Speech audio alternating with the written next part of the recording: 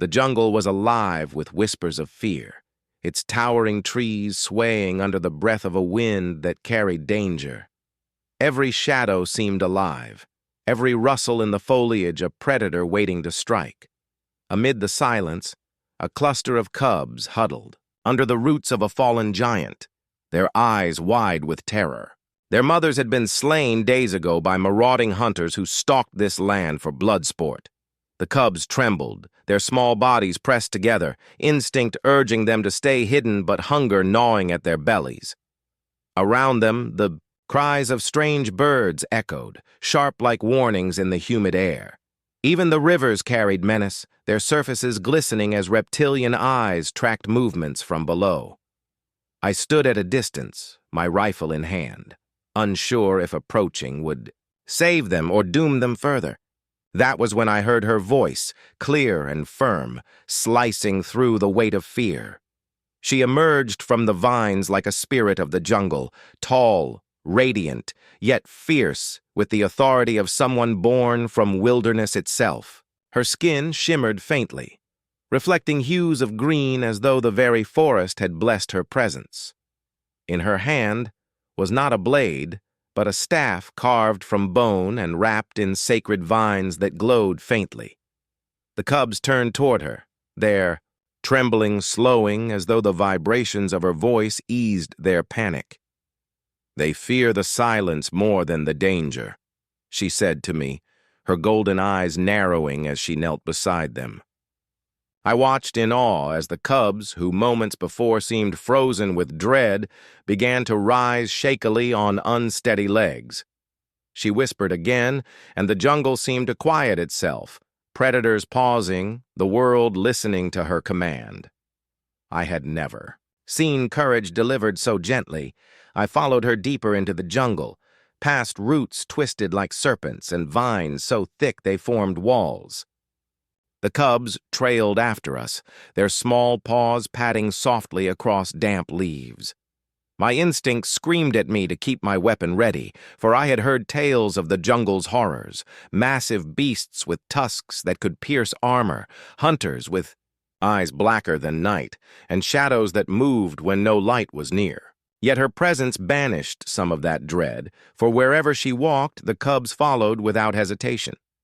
She glanced back at me, her gaze sharp. "You wonder why they listen," she said.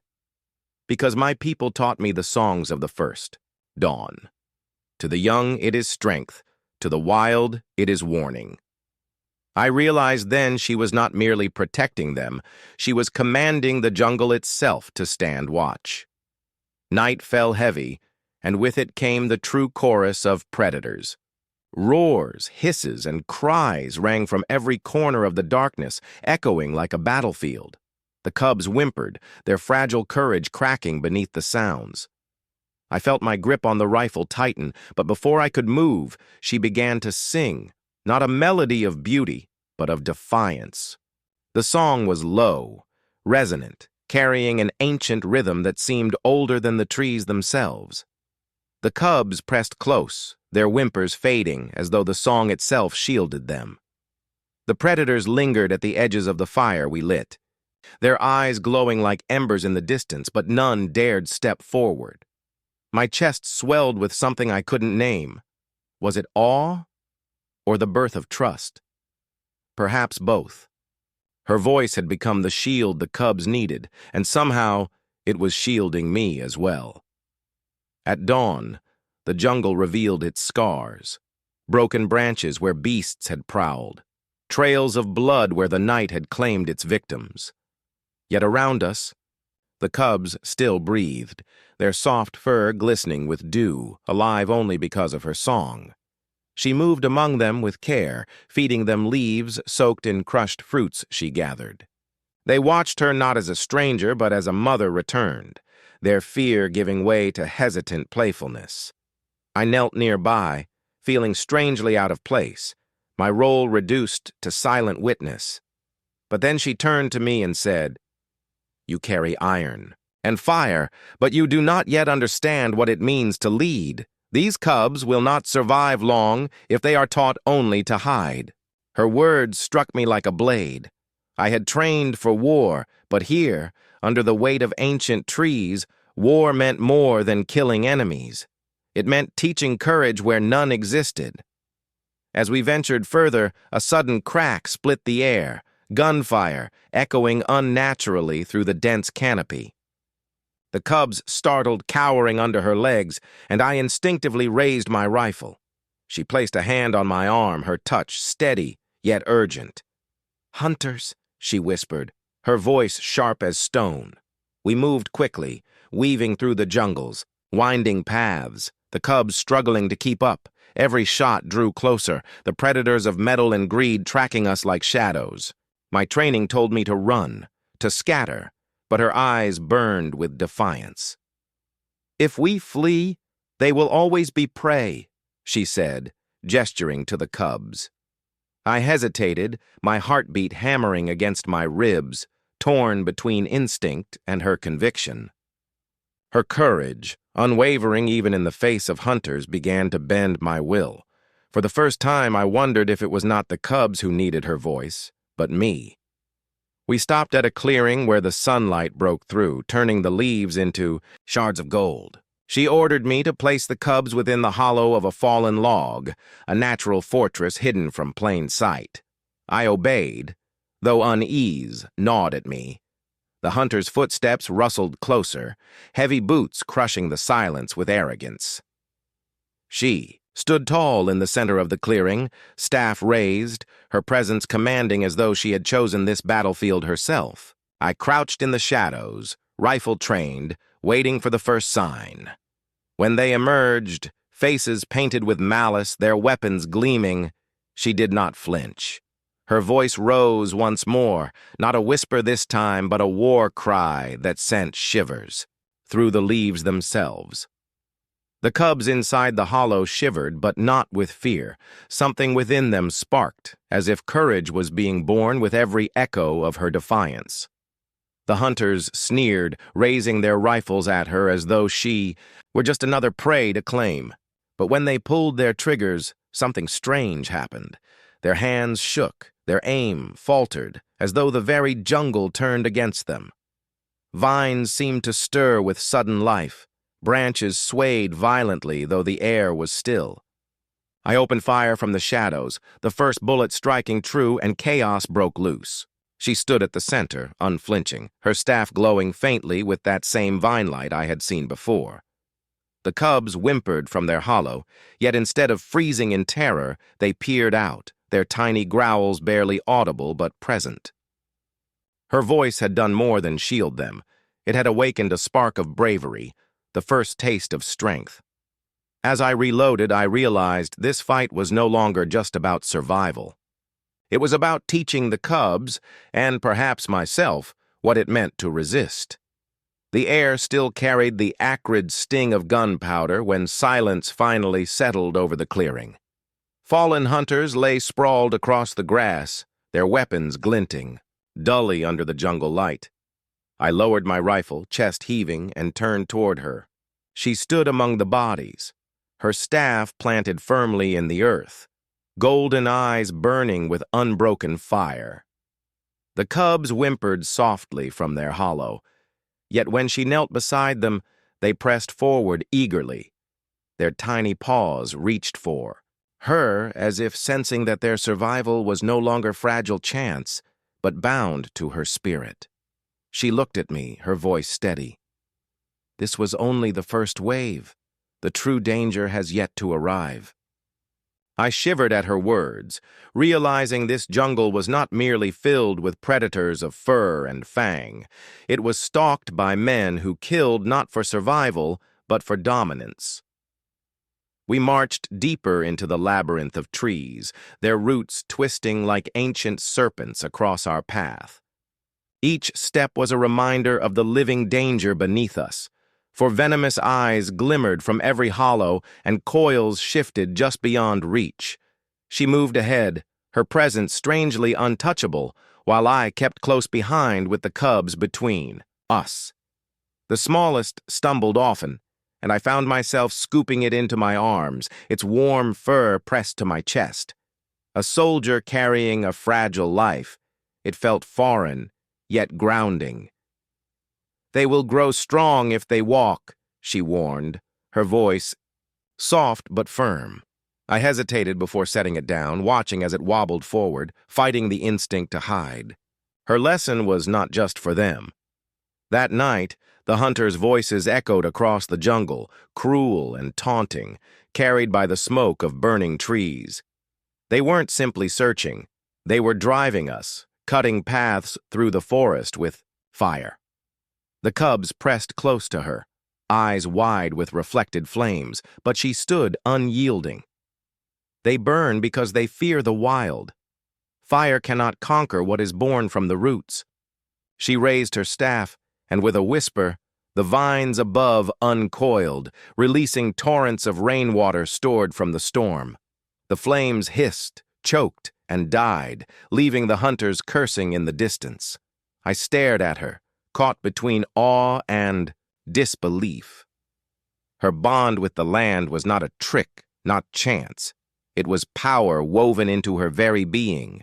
And somehow the cubs understood. Their trembling slowed. They no longer looked only for protection. They looked for strength. The next day tested that strength in ways neither of us expected. A predator unlike any I had faced before emerged from the shadows.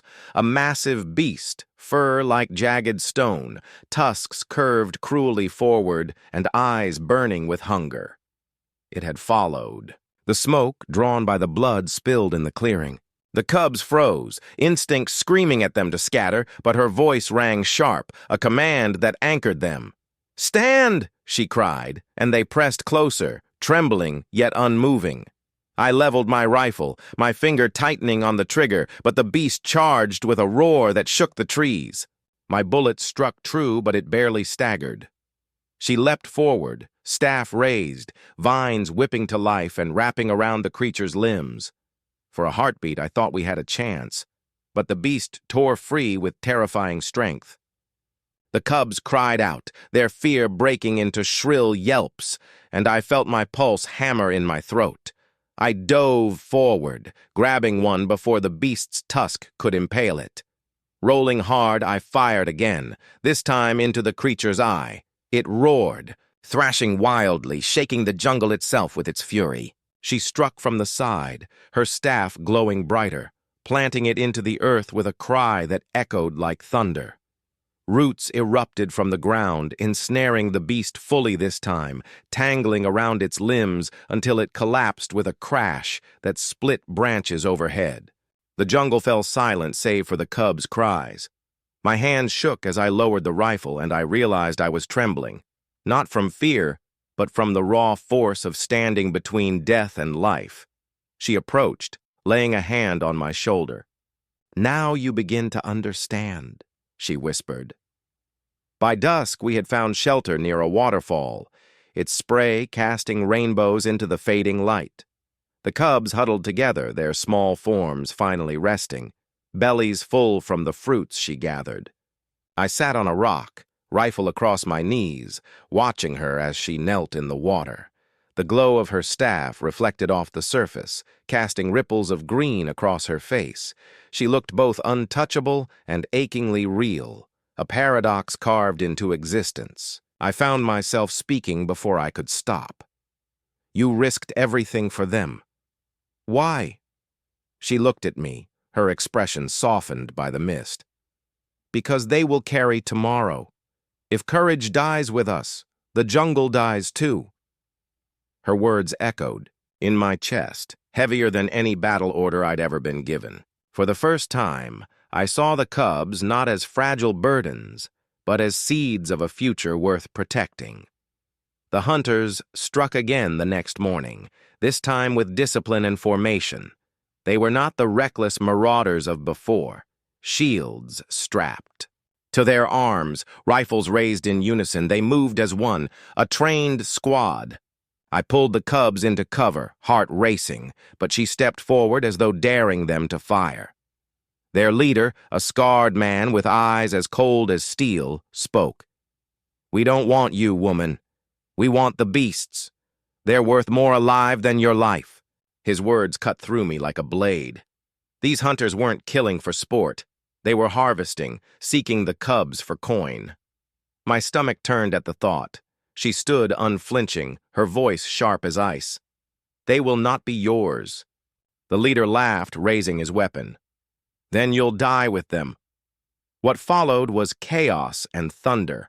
Gunfire ripped the air, shredding leaves and shattering branches. I returned fire, my shots finding targets, but their shields absorbed most. She raised her staff, striking the ground, and the waterfall beside us erupted, torrents crashing forward in a sudden wave. Hunters were swept off their feet, tumbling in the surge, their cries drowned by the roar of water. I pulled the cubs close, shielding them as the spray lashed against us. When the flood subsided, bodies lay strewn across the rocks, some still moving, others broken. The leader dragged himself upright, blood streaking his face, hatred burning in his eyes. He raised his weapon once more, but before he could fire, a low growl rose from the cubs. To my astonishment, they stood, tiny, trembling but growling, their courage mirroring hers. The leader faltered for just a moment, and that hesitation sealed his fate. My bullet struck true. When silence fell again, I lowered my rifle, chest heaving, and turned to see the cubs. They were not cowering. They were standing, eyes bright with something new, something born from her voice, her presence, and perhaps even from my defiance beside her. She touched her staff lightly against the ground, the vines retreating back into stillness, and met my gaze. "Now," she said softly, "they are learning what it means to be brave." And for the first time since this ordeal began, I believed her. The jungle seemed quiet that night, almost too quiet. The cubs rested near the waterfall, their small bodies curled together for warmth, yet none of us truly slept. I kept my rifle close, staring into the dark, and she sat across from me, staff glowing faintly in the mist. There was weight in her silence, a knowing heaviness that pressed against us like the humid air. At last, she spoke. "The hunters are not the root. They are the blade. The hand that guides them comes." Her words chilled me more than the night air. I realized then that everything we had faced so far, the fire, the ambushes, the beasts, was merely preparation. The real danger was still drawing closer. By dawn, the forest shifted. Birds fled in flocks, their cries piercing. The ground itself seemed to shudder, as if recoiling from something unnatural. The cubs stirred nervously, pressing against one another, but she stood tall, her golden eyes fierce. "He comes," she whispered. And then we saw him. The hunter's master stepped into the clearing, a towering figure clad in black armor woven with metallic threads that shimmered under the light. His face was hidden, but his voice rolled out like thunder. "The cubs are mine. You delay the inevitable." His hand gestured, and the very trees bent away from him, their bark cracking as if in fear. I had faced enemies before, but none that made the earth itself recoil. Instinct screamed at me to open fire, but her hand lifted slightly, stopping me. "Bullets will not break him," she said, her voice steady despite the weight of the presence before us. "This is not a battle of weapons. This is a battle of will." My throat tightened, but I held my ground, rifle still in hand. The armored figure stepped closer, his gaze sweeping over the cubs. "They tremble. They are weak. Without me, they will die. I offer them survival." His words carried power, almost like a spell. I saw the smallest cub inch forward as if drawn by the promise. My chest clenched, but her voice rose sharp as a blade. "No, they are not yours. They are not born to kneel." The armored master raised his hand and the ground cracked. From the fissures, shadow-like beasts crawled forth, their forms shifting, their eyes hollow and unblinking. The cubs whimpered, pressing against her legs. My hands shook as I raised my rifle, firing into the nearest creature. Bullets tore through it, but instead of blood, it dissolved into smoke, only to reform again. Panic threatened to choke me, but she stepped forward, staff glowing brighter than ever. "Light scatters shadow," she cried, slamming the staff into the earth. A shock wave of green light burst outward, tearing through the shadow beasts, unraveling their forms into nothingness. The cubs blinked, their fear tempered by awe. The master laughed, a deep, rumbling sound that made the trees quiver. Impressive, but light fades, shadows remain. He thrust his arm forward and vines twisted around her ankles, dragging her down. The cubs cried out, their tiny growls breaking into sharp whimpers. I didn't think. I charged, firing at the vines until they recoiled. Grabbing her arm, I pulled her to her feet. For the first time, she looked at me, not with command, not with certainty, but with gratitude. "You stood between me and him," she whispered. "Your courage holds more weight than you know." The cubs watched, their eyes wide, as if they understood that this moment was not just survival, it was choice. The armored master roared in fury and stepped forward, crushing rocks beneath his feet. He raised both hands, summoning shadows that swirled like a storm. The cubs shrank back, their trembling stronger than ever. Then she turned to them, her voice ringing like the strike of steel. "Stand! Do not hide! Courage is not waiting for fear to vanish. It is facing it." Her words carried power, the same way his had, but hers lifted rather than bound. Slowly, unbelievably, the cubs rose. Their paws quivered, their small bodies unsteady, but they stood. Their growls, weak at first, grew louder, raw and defiant.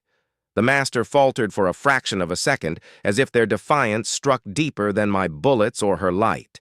His voice grew sharper. "You are nothing.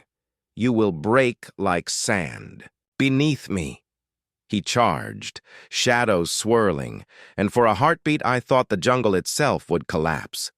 I stepped forward, rifle raised, though I knew it was useless. But then something impossible happened. The cubs surged ahead. Tiny, fearless, they ran forward, their voices rising into raw cries that pierced the storm. Their bravery became a force, their defiance anchoring us all. She raised her staff, its glow fed by their voices, blazing brighter than I had ever seen. "Together!" she cried, and her light exploded outward. The blast struck the master like a tidal wave. Shadows screamed and tore apart, dissolving into the air. His armored form staggered, cracks forming across his chest as if the very light had unmade his strength.